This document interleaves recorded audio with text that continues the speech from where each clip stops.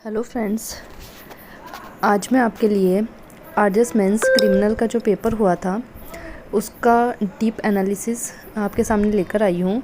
जैसा कि पेपर था वो पैटर्न जो था वो पिछले साल से और आने वाले अभी तक साल में जो आया है वो चेंज आया है इस बार, और लेंदी था पेपर। थोड़ा पढ़ने और लिखने दोनों में ही थोड़ी मुश्किल का सामना करना पड़ा। उसके साथ साथ इस बार थोड़ा सा जो क्वेश्चंस की मार्किंग थी उनमें भी चेंज था। 14 क्वेश्चन ऐसे थे जो 3 मार्क्स के थे और पैटर्न चेंज था। फैक्चुअल बेस्ड क्वेश्चन थे, 8 मार्क्स के भी क्वेश्चन पूछे गए।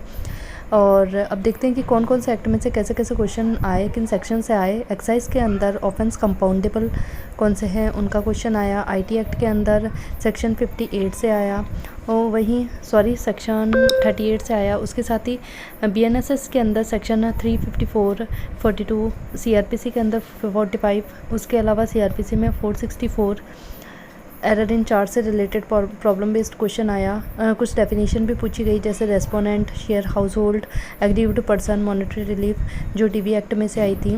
पोक्सो के अंदर 94, 42 की पूछा गया था। आईपीसी के अंदर एक्सटॉर्शन, क्रिमिनल इंटिमिडेशन में क्या डिफरेंस है, सिमिलर कॉमन इंटेंशन में क्या डिफरेंस है, एविडेंस में सर्कमस्टेंशियल जो एविडेंस होते हैं उनकी एविडेंस वैल्यू क्या होती है उसके बारे में पूछा गया था। जेजे एक्ट में जो चाइल्ड होते हैं 16 to 18 ईयर उनसे रिलेटेड प्रोविज़न पूछे गए थे। साथ ही हीनियस ऑफेंस के बारे में पूछा गया था।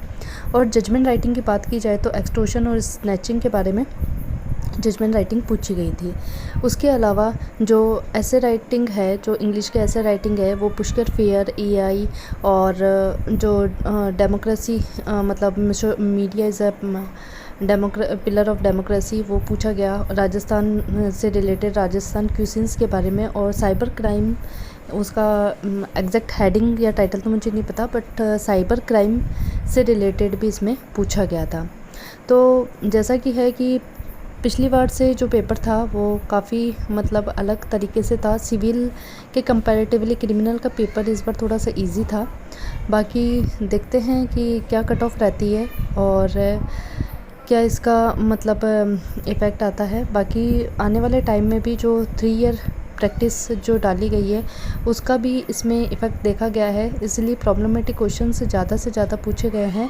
और जहाँ तक कि आरजेएस की बात है तो आरजेएस जो राजस्थान में जो जुडिशरी का पैटर्न जो फॉलो होता है वो हर साल ही थोड़ा माइनर चेंजेस हर साल ही रहता है। इस बार तो वैसे भी एक्ट ज़्यादा थे तो चेंज होना एक नेचुरल था। तो थैंक यू। और बाकी आप अगर आपको अच्छा लगे तो आप कोई भी कमेंट कीजिएगा और बताइएगा आपका हॉनेस्ट रिव्यू क्या रहता है।